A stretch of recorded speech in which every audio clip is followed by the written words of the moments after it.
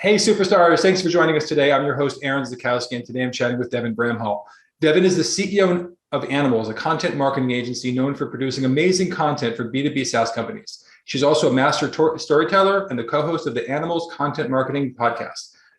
Hey, Devin, how you doing today? I'm doing great, Aaron. Thanks for having me on. Sure. So excited to have you on the show. So just to get started, can you just tell us a little bit about yourself and about your company? Yeah, sure.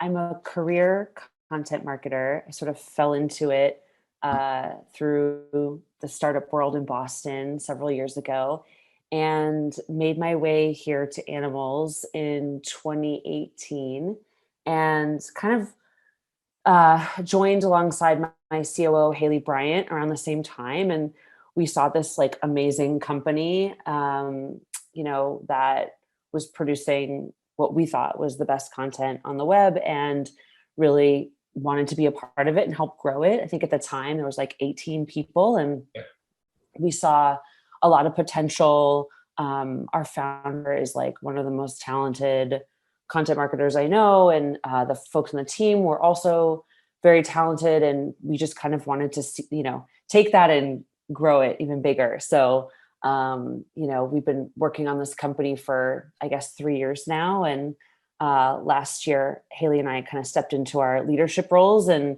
doubled the size of the company. And here we are today helping an increasing number of B2B SaaS companies grow their businesses with content.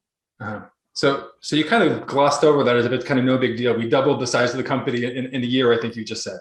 So could we talk about that for a second?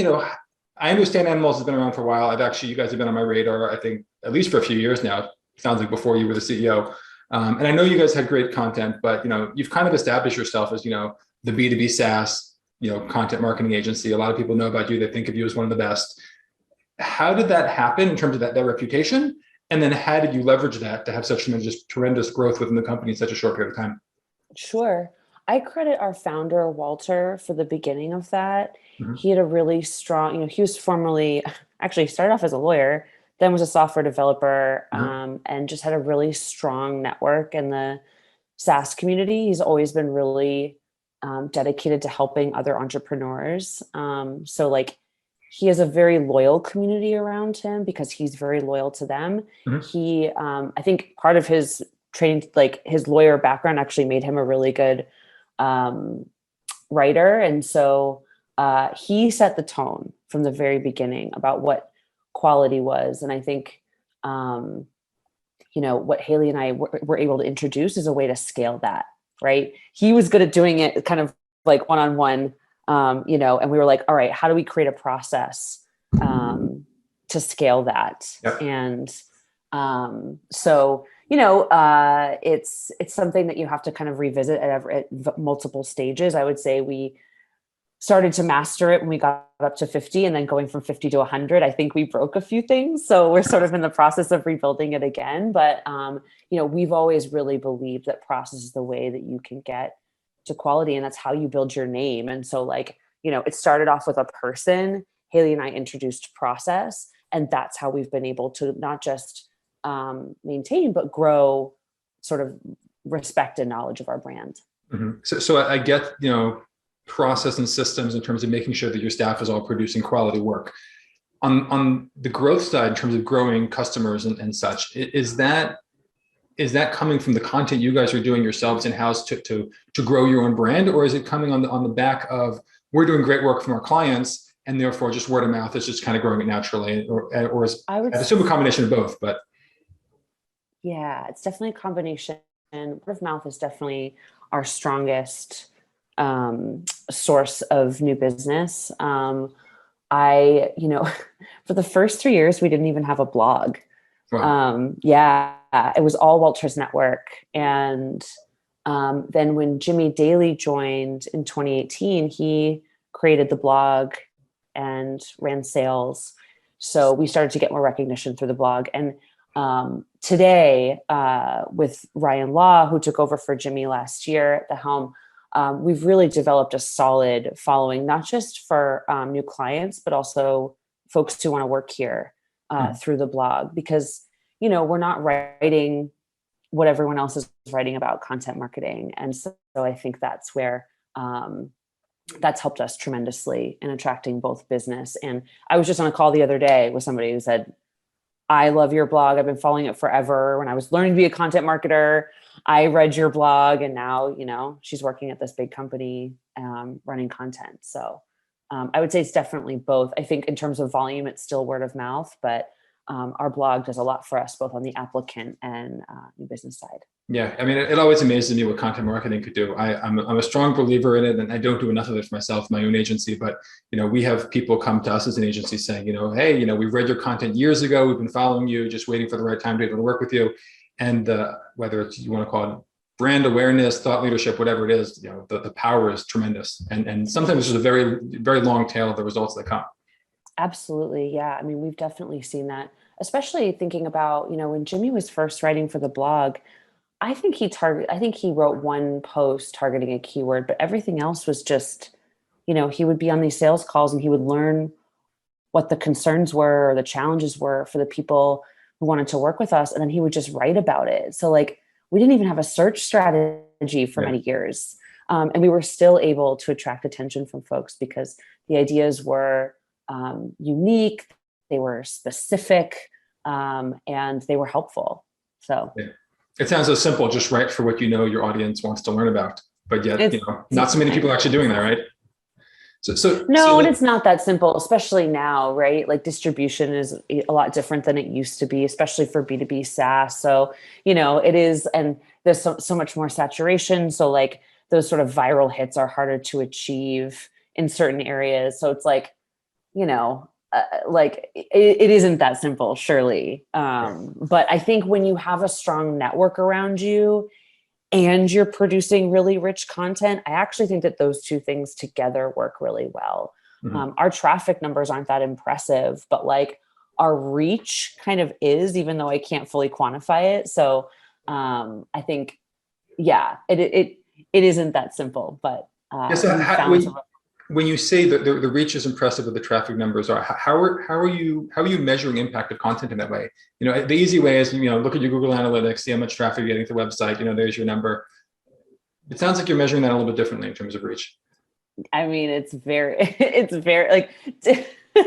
the same as, how we started off not even doing any marketing. It's sort of it's not I'm not measuring things the way I would advise our clients to measure things, right? It's a lot of it I can't quantify. It's the number of people that start at Animalz and say, wow, we were intimidated to work here, or we feel this is really special, or I heard about you from a friend. Uh-huh.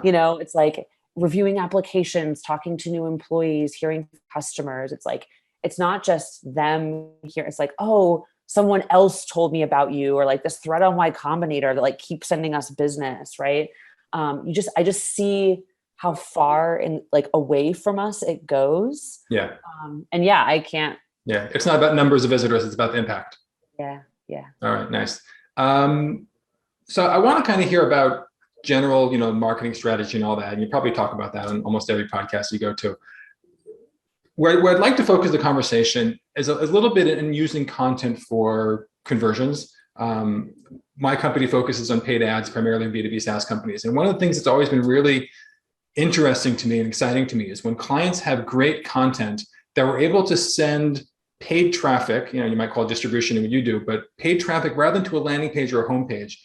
In the cases we've been able to send it to a landing page, to a blog post rather, some other piece of content that can convert, that's always really exciting to me. We found situations where, most companies can't do it well, but the ones that do, it's great because you're giving everybody what they want. Nobody wants to go be sold to something, and especially in social media, Facebook ads and things like that. They want to be educated. They want to be entertained. They want content that's just enriching their lives more than they want to go to a landing page, obviously. And from the platforms, Facebook, LinkedIn, wherever it might be, they really want to be providing content. So it's really a win-win all around, but most people struggle to get that content that's actually going to move people from that piece of content through the funnel, be that a free trial sign up or a demo request or anything. Do you have any thoughts on how to create that type of content? Yeah. So I have one example. I'll share my thoughts by way of an example. Yeah. When I was at Help Scout, which is a customer service software company, we were targeting customer service folks, and I was head of content. Someone else did the paid advertising, and I had nothing to do with that. But we were doing research, and we decided to write this post on how it was something about how to convert to Help Scout, or it was either like how to convince your boss to use a customer service software, or how to convert to Help Scout. I forget. It was something like that. Very tactical, right? Very like a very specific situation. And wrote the post, and it got a decent amount of traffic. And we decided what was the first thing we did? The first thing we did was my paid ads guy was like, wow, okay. And then we shared it on social, and it did pretty well. And so organically, so he's like, all right, I'm going to try boosting this. And then he tried sending traffic to that post. And I think that was pretty successful, because I forget what we had on that page, kind of a slide up related. And then he took that, turned it into a PDF, put it on the homepage. They were already sending traffic, obviously, to the homepage. And it was in this little slide up where you could just enter your email and get the PDF of this checklist for how to convert your help desk software, something like that. So that to me was a really good example of how content can kind of influence your paid strategy and vice versa, right? You can use those two together. The content team is creating stuff that the ad team can use in various ways, whether it's through using that to drive traffic to that post, and you put something on there that has some sort of conversion, or you're using it as literally we just converted it to a PDF and put it in a slide up on the homepage, right? And so I think that when you're thinking, I was always, when I started as content, and that was my lane, and then we had this other guy who's paid ads, that's my lane. And I think when you try to blend those two together, you can conduct more kind of fruitful experiments. Yeah. And that wasn't the last one we did, right? We would, if he saw something that my social person, a piece of content that my social person shared, and it was doing well, right? That was sort of a signal to him, and he would experiment with either the graphics that she used or some of the text. And so I think that's a way, I think content people can be easy to be oh, paid distribution, rah, that's bad. But I think if you kind of think creatively about both of them together, you can be a lot more effective. Do you think about content differently as kind of top of funnel versus middle or bottom of the funnel, or is it all just, hey, we're going to try and create good content and see where it falls?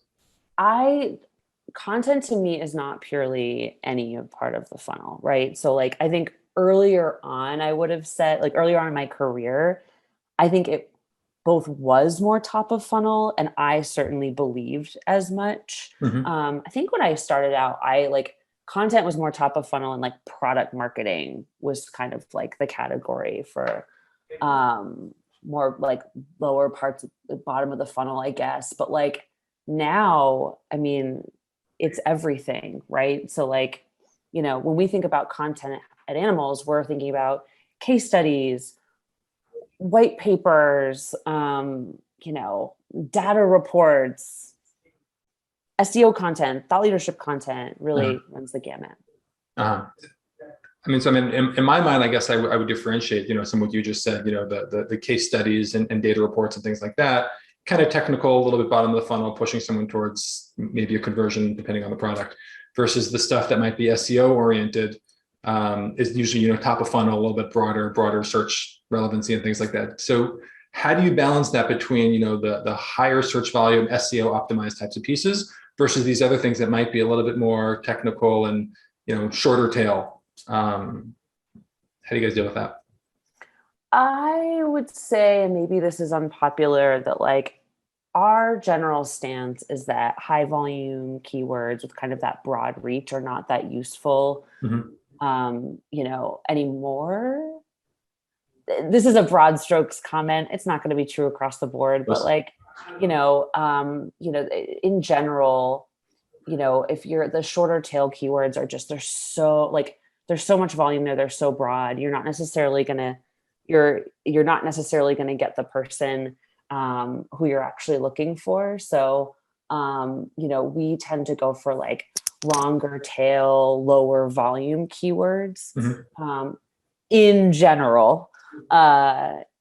Because again, even if you're bringing in, I don't know, 500 or 5,000 visitors versus 20,000, but those 5,000 are like, on a term that's like, yeah, I'm looking to convert my customer service software right now. Like that's more valuable than like the 50,000 you might get, from customer service, for example. Right. 100%. Also, what are you doing it for? Like it goes back to your KPIs, right? So it's like, okay, fine. Like if you're, when I've had KPIs that were top of like just traffic, right? Unique visitors, just bring in as many people as you can, right? Like we don't care who they are. In which case I'm like, sure, fine, go for the higher volume keywords. But it's like, I think a lot of companies are getting smarter about their KPIs and more specific, right. which means that, that kind Vanity of metrics. Yeah. It's like with us, people want to see, well, what's our cost per click? I don't care what our cost per click is. I only care what our cost per acquisition is. Yep. Right? Yep. Okay. So distribution. I mean, especially considering, the type of content it sounds like you guys produce and what we're talking about today. It's about writing the right content and then getting in front of the right people. So do you advise your clients, and do you have a strategy in place that for distribution of content in terms of social, paid, et cetera? How do you guys think about that stuff? We think about it the reverse. So when we strongly advise people before you write, think about distribution, like write with distribution in mind, because it is like, you could write a beautiful piece of art, right? And if you're not thinking about distributing via search, you really have to think strongly about how anyone's going to see that piece of art, or you just write it. Like if you write it and publish it without thinking about distribution in mind, you might as well write it in your journal. So, we start with the distribution channels, and sometimes you may have an idea, that fits really well as a LinkedIn post. Or maybe you write the post and then you think, okay, I'm going to take this section of it and put it in the LinkedIn post and then link to it here. And then I'm going to take just the data from it and put it in a tweet storm. Or I got this idea from a community that I'm a part of, and I have strong feelings about it. I want to unpack it. Then I'm going to share it back in that thread and say, hey, I love, we were talking about this. I thought a lot about it. Here you go, kind of thing. So yeah, we're really distribution first, and then thinking about the content. So I think it's really cool what you said. So what I heard from that was, you create the core piece of content, but then it's about repurposing that content and breaking it down into a whole bunch of pieces of smaller content that can then be shared across a bunch of different platforms and channels. Yeah. Or think about what it is you're trying to do, right? And in some cases, maybe that piece of content isn't actually a blog post that's unpacked into lots of different things. Maybe it's actually just a LinkedIn post or just a tweet storm, right? It really, that links to other pieces of content, right? Like maybe your idea is, I want to expound on this thing that's already, that has to do with this, ebook that already has a landing page and we want to drive traffic to. And so I'm going to do this whole thing that's just, you know what I mean? And embed that in that tweet storm, for example. So that's actually kind of cool to me. So I might have had a misconception in terms of the way you guys work. So I heard content agency, and I'm thinking, you guys write the ebooks, you guys write, the blog posts and the kind of longer form piece of content. Sounds like you guys are also very involved in the social posts and the LinkedIn's and all that kind of, but also call it smaller, more shareable little bite-sized pieces. So yeah, we are fundamentally like you were correct. We are a long form content agency. I think that the times are changing, and, we've increasingly seen that things like tweet storms can be really successful for certain folks with certain goals. We're trying to achieve different things. Thought leadership is a great example. And so, we're just adapting and trying to help our customers who are increasingly facing a social landscape that doesn't look like it used to. I mean, when I started out, people used to love to follow B2B SaaS brands. That was cool and sexy, and they used to do cool stuff. And, nowadays that's not so much the case. I think, you may see people following like Wendy's, for example, but they're not following B2B SaaS as much anymore. And so I think they have to be more creative in their approach to distribution to get, the traffic from social and to make it worth the investment, right? And in a lot of cases, what we're seeing is that people at brands are more useful in distributing the brand's content. That was actually my next question. So I was going to ask you about, in my own business, I used to focus on, writing good blog posts and things like that. And in the past year or two, my sense has been, the best impact is if I transition more towards shorter form, LinkedIn posts and things like that. I've seen, a bunch of, influencers within the space, and leaders in our space posting a lot on LinkedIn and really building tremendous followings that way. And we'll say thought leadership for lack of a better word. Is it now that you're seeing that the people within the companies are the ones that you're writing for? So you're writing on behalf of the people or on behalf of the companies or both? Both. I mean, again, it depends on what they, what the objectives are and what they're coming to us for. But I think, look, we live in a different time where like it's harder for brands to demonstrate authenticity. The kind of the influencer kind of phenomenon is bleeding into these other industries where people at brands can now become influencers. Yep. And they're able to engage on a human level because they are humans, not a brand. So people are more apt to trust them. And so, one example is I have a friend who works at a very big tech company, and she gets more engagement on her posts on LinkedIn than the brand does oftentimes. And they're increasingly using her to distribute that because she spends more time on LinkedIn, right? Building an audience, engaging with the audience, going in and like commenting on other people's posts, like doing all that stuff that a brand just kind of can't do. Yeah. And so it makes perfect sense that like she's the one getting more results than the brand who's just like kind of just megaphoning it, right? Yeah. I mean, I think it's, people want to do business with people and it could be more personal. And I think there's also an element just from a technical side that the algorithm on Facebook or LinkedIn or some of these platforms are not going to give the same reach to a company page as they will to an individual. Yeah, I actually forgot about that. That was a couple of years ago, right? They just sort of like they were driving everyone to the paid platform, so it's like brands didn't get as much visibility, and now it's like, it's a math problem. Yeah, I mean, I think companies are meant to be pay to play now based on these platforms. If you want to reach it, okay, which is really effective, and it's not bad. Look, I mean, if I were like, I always used to say to people, I'm like, if I were interested in math and science, I would have gone into paid advertising because it's a lot of like, it's very technical. It takes a lot of the creativity out of it, which is like why I never was very interested in it. But it's effective. Like we hired a guy to experiment with some paid advertising for us for a new product that we created earlier this year. And so I got to really go through it with him. And it's like, look, it is like, it's a math problem, right? And because of that, you can be more precise, you can be more efficient. So, I think that that's good. What it's doing, however, is making it very complicated for brands to build and engage with audiences. Because say you have a person at a brand, right? What if that person leaves, right? Like, what if you invest money in building an audience for someone at your company who isn't a founder? That person, you're basically making them so valuable, they can take all that with them and go somewhere else and use it for another company. So it's actually, it's quite complicated actually for companies to think about how they do that. Yeah. I mean, I think about somebody, like Dave Gerhardt, who was, at Drift for a long time and now moved to Privy. He's phenomenal on LinkedIn, love following his stuff. I think his personal brand really has grown both of those companies he's worked with.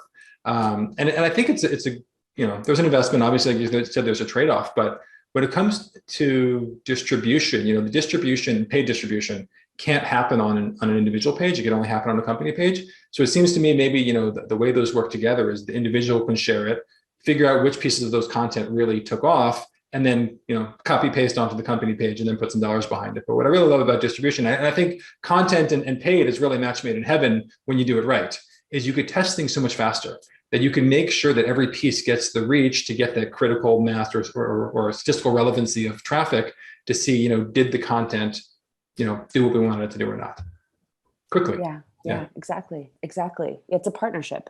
Yeah. I think that's definitely the way to be thinking about it. So last question I'll hit you with on these topics is, for companies that are kind of just starting out and wanting to invest in content, how do you recommend they get started? In terms of what types of content, what pieces of content, or kind of like the pillar pieces that people should be looking for? Well, that's a big old, it depends. But in general, I think that For new companies, content is something that's good to get started with early, knowing that it's not, it's going to take some time um, to build and start to become effective. So I would say, start as early as you can. I wouldn't worry so much about volume. I'd worry about precision of topics. Okay. So think deeply about, or like, whatever user research you're doing for the product, like take those questions and challenges and convert those into content, like really kind of first principles problems. Because I think, there's a lot of early blogs that I see that are a mix of like company updates and like release notes, and then like a random thought leadership article from the founder that's like really deep in some area, and then like a how-to. It's like really confused. It's like, if you just focus on your user really steadily, like nobody cares about that other stuff. Like hide that somewhere. You know what I mean? Yeah.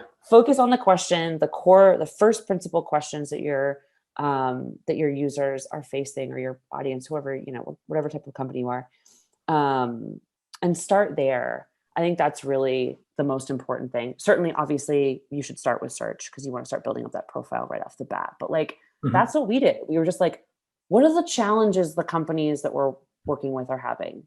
Let's write about that. And I think that's how you build that loyalty really early, and keep it focused, right? Like, you don't have to say everything. People don't care about most of the things you think they do. They care about themselves. Yeah. So help them. So I know I often fall into that maybe problem kind of you just described. When I'm sitting down to write, I want to write the best piece of content on whatever given topic I think I need to be writing.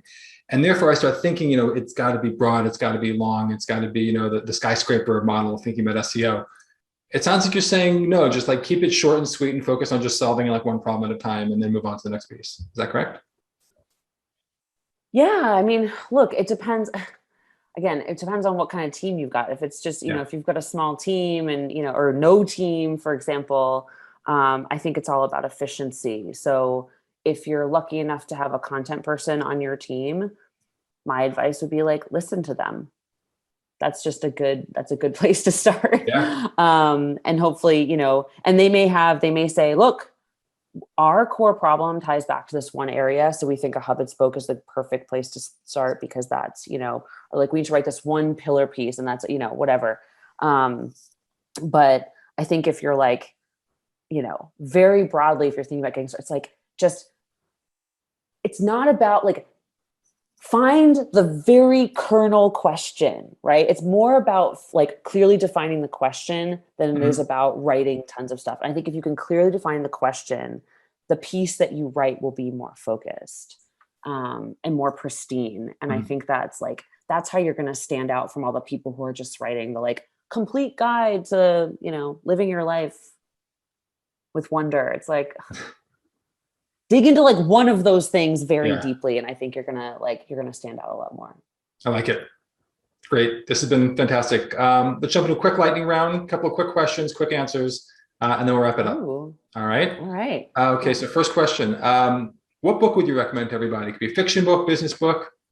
What are you reading? What have you read recently? Wow. Okay. Well, since it's sitting right next to me, this is the second time I've recommended this book this week. Okay. One of my colleagues, Ben, recommended it to me. It's called Range.